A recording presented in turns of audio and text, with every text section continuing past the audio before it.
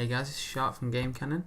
I've been playing WoW again, as I recently announced in a little post, and I was leveling up in the Hillsborough foothills and came across this little quest.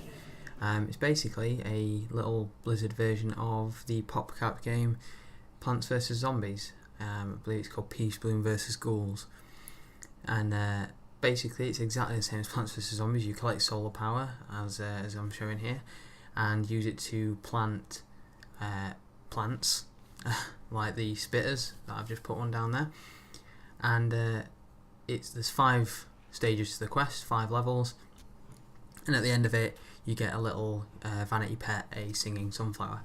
So I thought I'd do a little guide to this quest because it is actually a little bit difficult, it's a little tricky, but if you've played a bit of Plants vs Zombies you'll find it very easy. So this first level is extremely simple. You just plant spitters in a line. And then the second level introduces you to sunflowers.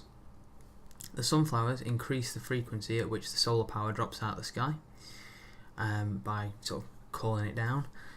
So you want to plant up 2 sunflowers. I've sped this up a little bit because otherwise this video would be obnoxiously long. So there's a couple of sunflowers there, which is, as you can see, increasing the rate that solar power is dropping for me. And you just want to plant spitters reactively. So if there's a zombie in a lane, plant a spitter.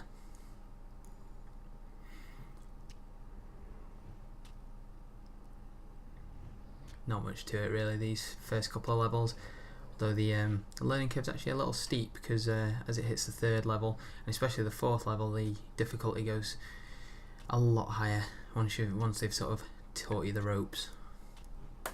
As you can see here, just planting spitters in the lanes where the zombies are spawning. It's very easy.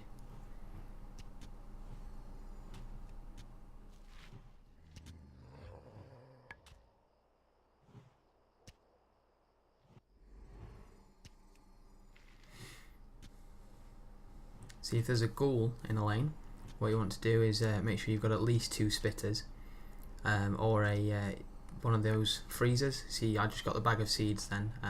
There's a point in this level where you get that. And if you've got a ghoul in a lane, you want to have a freezer, because just spitters struggle to take them down before they get there and start doing damage. You want to slow them down with the freezing plants.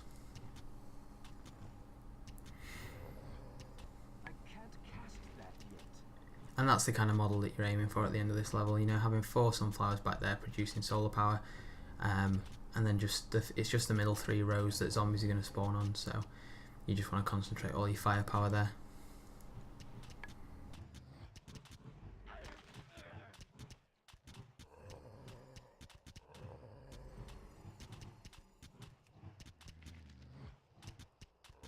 As you can see, this one's relatively simple, but now we're coming up to the 3rd level,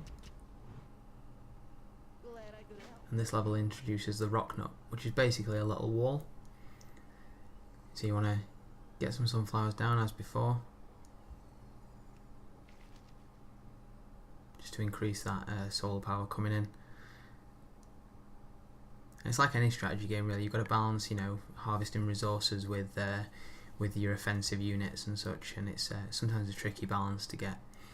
But in this case, you just put the rock nut as far to the right as you can, just making sure it's in the ghoul's path. Get yourself a spitter up, and that rock nut will just give you enough time to get, like I said, get a spitter up, maybe get another sunflower up like I did there. And what you're aiming for now is getting another freezing plant in the lane with the spitter. So yep, there it is, and then they can take down that ghoul. Just zoom forward a little here, and you're aiming for 1 row of sunflowers at the back there on this level. That'll just give you enough speed with the solar power to get through it, and you're aiming for a line like this. But to get there, just plant reactively. Just if there's a ghoul in a lane, make sure you've got a freezer up and a spitter in that lane, and just react to where they are rather than planting in a row. You know, just make sure you're doing it dynamically. You got to get yourself through this that wave of zombies there, and by the end of it you'll probably have a model looking something a little like this. You know, 2 rows of spitters and a row of freezers. So at this point in the level you'll get the bag of seeds, which has the strangler vines in, and these are very effective for holding up mobs. You want to put them down and then they'll grab hold of the mobs and swing them around to hold them up. And it's possible on this level to get a full row of them like that, so it's pretty much holds the mobs up indefinitely. And you'll need them for when the abominations come, which are those larger ones you can see there. You will need vines or rock nuts or something to hold them up, because just spitters and freezers won't hold them up enough, and they'll end up doing a lot of damage to your plants. But like I say, on this level it's easy to get a full row of those vines, so it's easy enough. Now on this is the 4th level. This is definitely the hardest of all of them, and it introduces the pumpkin bomb, which is basically an AoE bomb. What you're aiming for on this one, I made a mistake here. You want to plant your spitters on the 3rd row, not the 2nd, and I started to rectify that here. You want to plant reactively like you have been before, and just make sure that you try and aim to get 2 rows of sunflowers. I haven't got 2 full rows here, but it's pretty close, and that's what you want to be aiming for really. 2 rows of sunflowers, a row of freezers and a row of spitters, and then start planting vines at this stage, like I say, reactively. Use the vines to slow things up, but you also want to, you know, try and make use of rock nuts to slow things down, and the pumpkin bombs. I don't make enough use of the pumpkin bombs in this video because I wasn't really used to using them. What you want to do is, when there's a big clump of units, like you can see there's huge groups of units there, put the pumpkin bomb right in the middle of them and it's going to take out a bunch of them, and it really alleviates the strain. See how I can use one there? Took out all that stuff. So you want to make good use of those, but they do cost a lot of solar power, so make sure you're using them well, you know, in a big group, and I think they have a relatively long cooldown as well.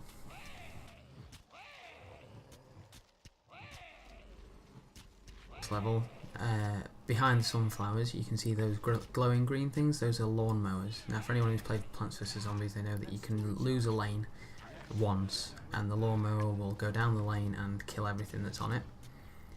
Now if it looks like a lane's gonna drop, like the one is on the top there, let it go. Don't spend loads of solar power trying to save it. Make sure you reinforce your other lanes, save up some solar power, and rearm that lane once it's been cleared by the lawnmower, which is what I try to do here. So I've just sort of let that one go, keeps those mobs busy for a while, and just, you know, stockpile solar power so that you're ready to rearm that lane once the lawnmower's gone down there.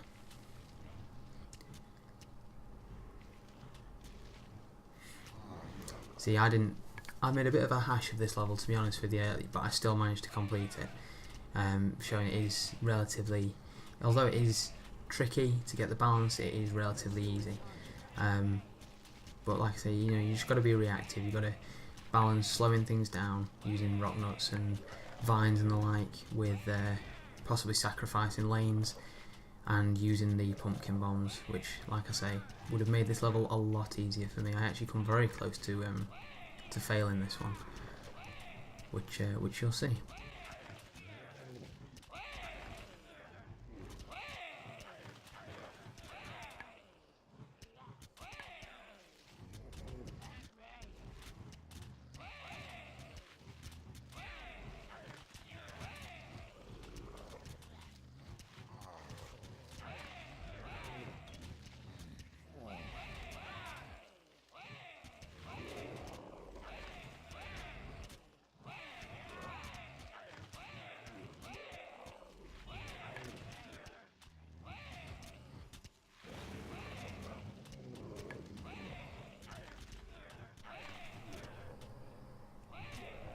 You can see at the top there, I just lost that lane and the lawnmower's gone down there and takes everything out on that lane.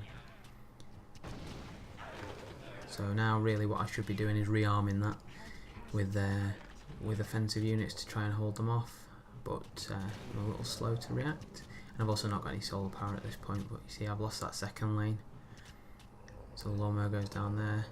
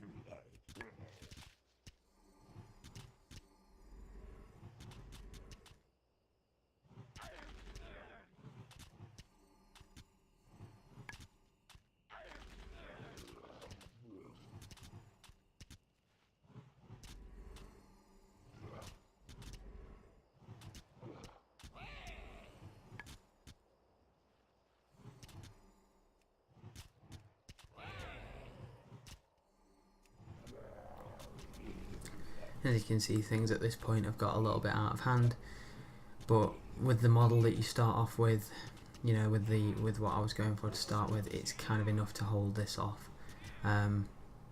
However, up there at the top you can see one lawnmower just got engaged because I lost that lane, which took out a few. However, one was just approaching the house there and that would have lost it. I don't know how I managed to succeed on that. So this is the last level, and I skipped the start of it because it's, you know, doing the same thing, getting up 2 rows of sunflowers, planting reactively, you know, as and when things spawn, and then wood and still water will spawn, and you want to be just making sure you've got a full setup like normal, with a freezer and a spitter in every lane and 2 rows of sunflowers.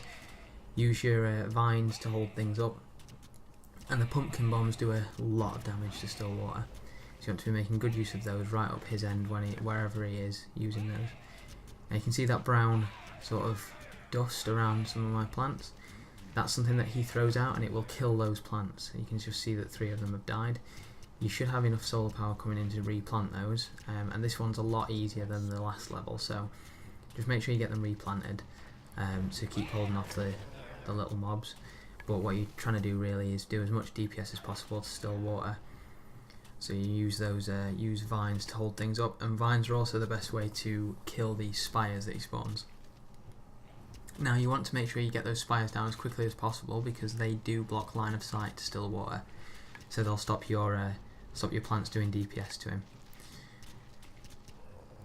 So you want to just make sure that you're getting rid of those spires and that you're keeping those mobs at bay as normal. Keep replanting when he does the dust, and keep stockpiling solar power when you can to use pumpkin bombs to do damage to him. See, I used another one there, and you'll slowly just wear him down. It's a very easy level, this one, and I've included the full video without editing it down of these last 2. It seems a little long, but it's just to make sure that people can see the whole thing, because like I said, they can be a bit frustrating, these levels. That's still recharging. That spell isn't ready yet. That's still recharging.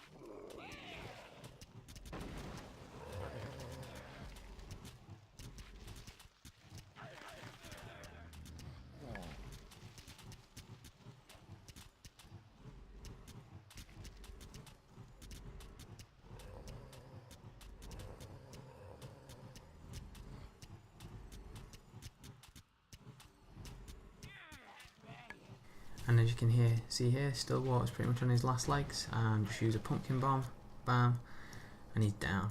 And that's the end of the level. And your reward is possibly one of the creepiest vanity pets in the game, as it will follow you around and occasionally it will sing to you in a very creepy girly voice. So yeah, if you have enjoyed this video, please do subscribe to the channel, and we'll see you next time.